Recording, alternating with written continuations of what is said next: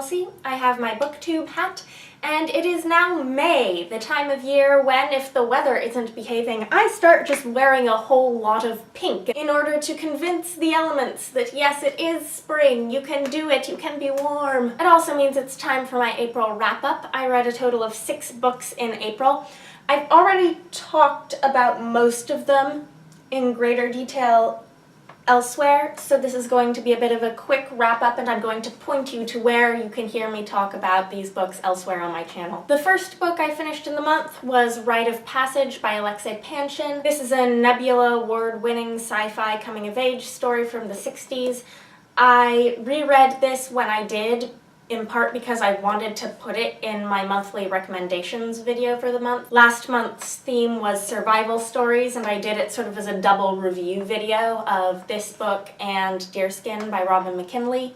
I will link that video for you. I really enjoyed this book. This was a reread for me. I had read this when I was younger, more the age of the characters in the book. I think I got slightly different things out of it now that I'm a little older. It's about a girl named Mia Havero who lives on a spaceship in a society after Earth has been destroyed and has colonized colony planets. And this is essentially a story about how, as she grows up, she comes to terms with the world that she lives in and the other people who live in it. I gave this 4 stars, and I was really glad that I revisited it. The next 3 books I read were for Genre-thon, which was April 10th to 18th. They were Welcome to Night Vale by Joseph Fink and Jeffrey Cranor, Death at Epsom Downs, a Victorian Mystery by Robin Paige, and Illuminae by Aime Kaufman and J. Kristoff.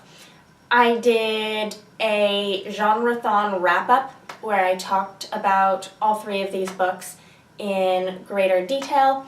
I will link that for you. Also, I just a couple days ago got up my full review of Welcome to Night Vale. This is based on the podcast of the same name, which I also listen to. If you want to know all my thoughts, please check out my review of that. I really enjoyed this book. It was a pretty quick read for me.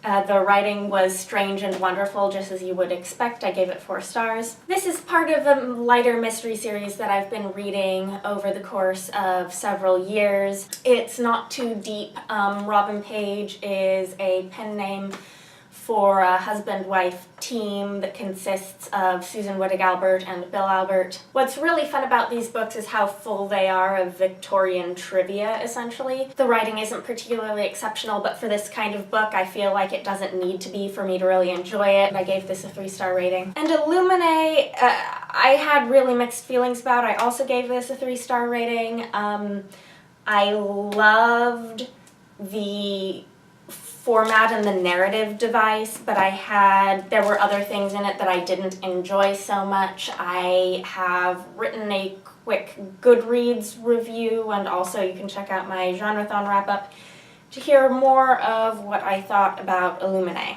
The next book I read was The Gerbil Farmer's Daughter, a memoir by Holly Robinson. I picked this up during Genre-thon because it has been years since I've voluntarily read a memoir. It's not a genre I reach for. But I did not finish it during Genre-thon, so I have not yet wrapped it up. This is the story of the author's childhood. Her father was in the Navy, so they move around a lot, but her father has a secret hobby. And his secret hobby is that he raises gerbils, and he is determined to breed gerbils and be at the forefront of introducing gerbils to America at large. He develops a grand plan to retire from the Navy and start up a gerbil farm where he will raise gerbils as lab animals for research. But not all of this book surrounds the gerbils. There are a lot of other anecdotes about Holly's childhood, her mother, her siblings, that sort of thing. This was really easy reading for me.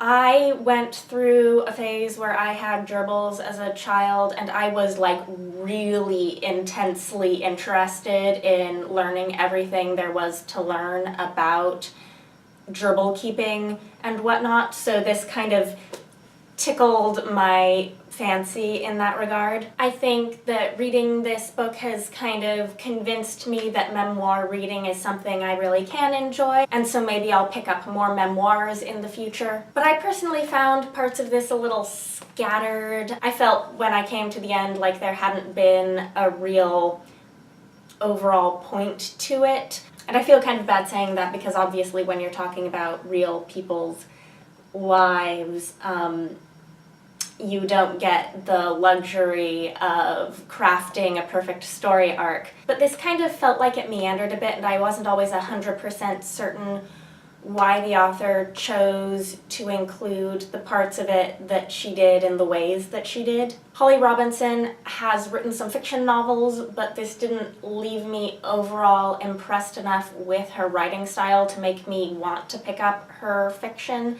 So I gave this 3 stars. It was a fine little read, and it made me think that maybe I could read some more memoirs in the future. And then for pretty much the entire second half of the month, I was reading The Return of the King by J.R.R. Tolkien. This is, of course, the 3rd and final book in The Lord of the Rings. For those of you who may not know, I am completely new to Lord of the Rings. This reading experience was my first experience of this story. I've never seen the movies or anything, and having come to the end, I'm really glad I did it that way. I am going to be doing a full discussion-ish video about my experience reading these books for the first time, because they are absolute classics of fantasy, which is a genre I really enjoy. I have some thoughts, but also some questions, so it's maybe going to take me a while to formulate exactly what I want to say in that video, but look out for it in the future. What I'm going to say about this book for now is that the ending I thought made the whole series make sense in a way that it hadn't made sense for me reading the first 2 books. It sort of all came together, and all of the things that I was really confused about started to make sense. It was also an incredibly bittersweet ending. Like, I don't think I have ever read a victorious, happy ending of a book that made me feel so profoundly sad. And I'm guessing this might be part of why people love Lord of the Rings so much, because it's just so incredibly moving come the end. But that's all I'm going to say about it for now. Please look out for my upcoming video about this series, because I'm going to want to talk to people about it. If you'll remember, the last book that was on my TBR for April was Her Fearful Symmetry by Audrey Niffenegger. As you can see, I have started this, but I have nowhere near finished it, so I don't have anything to say about it yet. But if you're remembering my TBR, then please know that yes, I am reading this. And that is all for now. I hope you all are having a very happy May, and I hope you continue to do so. Okay, bye for now.